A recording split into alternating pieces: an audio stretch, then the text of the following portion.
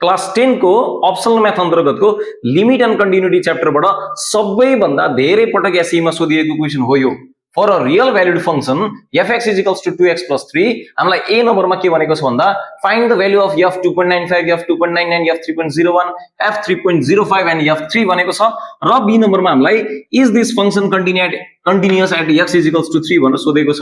यो प्रश्न यस वर्षको एसई को लागि पनि उत्तिकै महत्त्वपूर्ण छ। तपाईहरुले टर्मिनल एक्जामहरुमा कति चोटी लिमिटबाट चाहिँ यो क्वेशनको सल्युसन गर्नु भएको छ तपाईहरुले आफै विचार गर्नुस्। त्यसकारण हामी अब यस प्रश्नको समाधान गर्न गइरहेका छौं। हेर्नुस् त हामी यो प्रश्नको समाधान यहाँ यस प्रकार गर्न गइरहेका छौं। सल्युसन सबैभन्दा पहिला हेर्नुस् है, यहाँ दिएको कुरा हेर्नुस् त सल्युसन हियर के दिएको छ हामीलाई फंक्शन fx = दिएको छ fx = कति दिएको छ 2x प्लस हाम्रो कति दिएको छ 2x + 3 दिएको छ हाम्रो।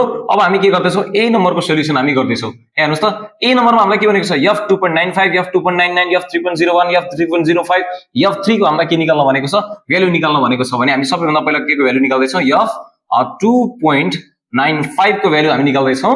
यो भनेको हाम्रो के हुन्छ हामी यो भनेको हाम्रो fx जस्तो हुन्छ जहाँनिर हाम्रो x हामी के गर्दै छौं त्यहाँ 2.95 राख्दै छौं 2 * हेर्नुस् त 2.95 प्लस हाम्रो 3 छ यसको क्याल्कुलेसन हामी लास्टमा गरौँला। त्यस्तै हामी f हेर्नुस् त 2.99 छ यो भनेको 2 * 2.99 प्लस को 3 = यसको पनि हामी क्याल्कुलेसन गर्ने नै छौं।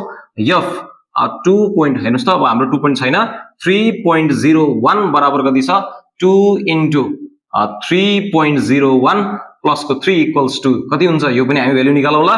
f = 3.05 = 2 * 3.05 प्लस 3 = हाम्रो कति हुन्छ त्यसको पनि हामी भ्यालु निकाल्दै छौं। f 3 बराबर हेर्नुस् त कति हुन्छ f 3 बराबर 2 * 3 प्लस 3 भनेको यो हाम्रो कति हुन्छ यो भनेको हाम्रो अलरेडी हाम्रो 9 हुन्छ। अब बाँकी कुरा हामी के गर्दै छौं बाँकी कुरा हामी क्याल्कुलेट गर्दै छौं 2 × 2.95 प्लस को 3 भनेको यो हाम्रो कति हुन्छ यो हाम्रो 8.90 पनि भन्न पाइन्छ यसलाई हामी 8.9 मात्र आएको छ।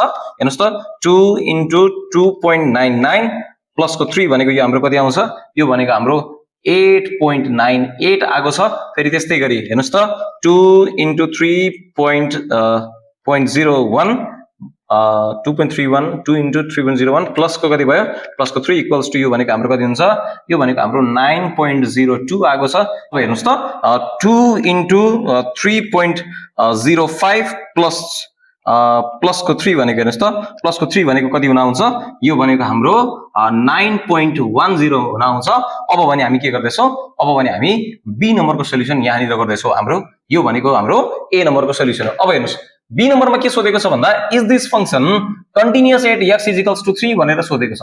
अब जुन दिएको फंक्शन यो 2x + 3 छ हेर्नुस् त यो दिएको फंक्शन 2x + 3 छ यो फंक्शन जब x = 3 मा हुन्छ त्यति बेला यो फंक्शन कन्टिन्युअस हुन्छ कि डिसकन्टिन्युअस हुन्छ भनेर चेक गर्नको लागि हामी के गर्दै छौं भन्दाखेरि यो जुन हाम्रो 3 छ एकपटक हामी के गर्दै छौं भन्दा एकपटक हामी 3 भन्दा लेसर भ्यालु लिँदै छौं एकपटक हामी के गर्दै छौं 3 भन्दा मोर भ्यालु लिँदै छौं। अब हेर्नुस् न यहाँ भ्यालु टेबलमा हामीले 3 को भ्यालु पनि निकाले छौं 3 भन्दा मोर भ्यालु भनेको 3.01 र 3.05 हामी 3 भन्दा ठूलो भ्यालु पनि निकालेका छौं र 3 भन्दा लेसर भ्यालु 2.95 र 2.99 पनि निकालेका छौं भने अब हामी के गर्दै छौं भन्दा 3 भन्दा जस्ट ग्रेटर र 3 भन्दा जस्ट लेसर भ्यालु हामी के गर्दै छौं यहाँ लिँदै छौं। यहाँ हेर्नुस् त अब हामी के गर्दै छौं 3 भन्दा जस्ट लेसर लिँदै छौं व्हेन 3 भन्दा जस्ट नजिकको कम भनेको 2.99 के हो 3 भन्दा अलिकति कम हो अनि 2.95 भनेको के हो 3 भन्दा अलि बढी कम हो। त्यसकारण हामी के गर्छौं अलिकति कम मात्र लिँदै छौं। यहाँ हेर्नुस् त व्हेन x = 2.99 हो यो भनेको के हो यो भनेको 3 भन्दा अलिकति कम हो त्यही भएर हामी के गर्दै छौं 3 माइनस लिँदै छौं।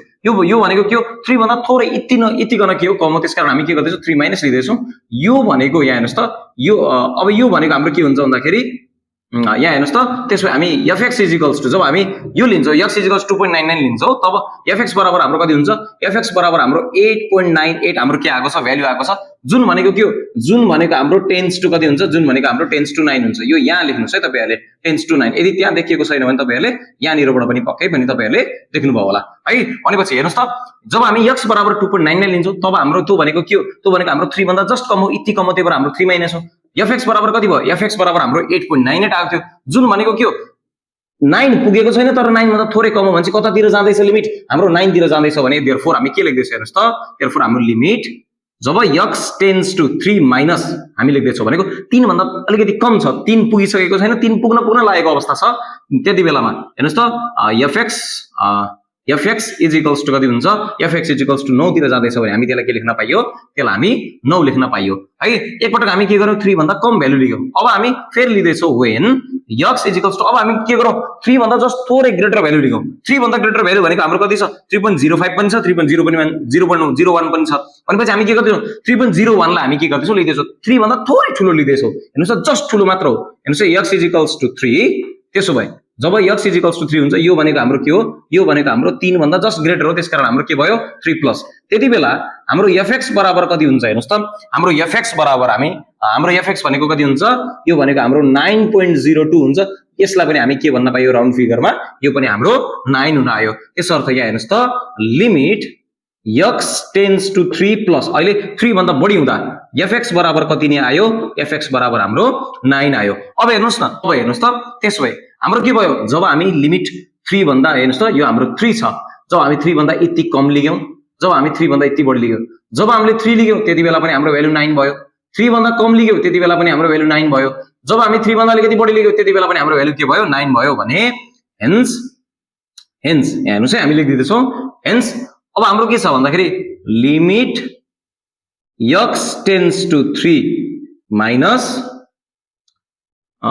fx is equals to limit x tends to 3 plus fx is equals to के हुन्छ, f3 हुन्छ, किनकि f3 हेर्नुस् त यसको भ्यालु र f3 को भ्यालु पनि के छ, अलरेडी 9 छ भने यो सबैको भ्यालु 9 छ भने यस्तो अवस्थामा द फंक्शन इज के हुन्छ, is continuous at x is equals to 3 भनेर तपाईहरुले लेख्नु पर्ने हुन्छ। यो अत्यन्तै महत्त्वपूर्ण क्वेशन हो, आशा छ तपाईहरुले बुझ्नुभयो होला। यसमा तपाईहरुले धेरै समस्या मानिरहन पर्दैन है। अब तपाईहरुले यस्तै मोडलका अन्य प्रश्नहरु पनि लिमिटबाट समाधान गर्नुस् र एसई मा तपाईको सोचे जस्तै अंक आउनेछ। धन्यवाद।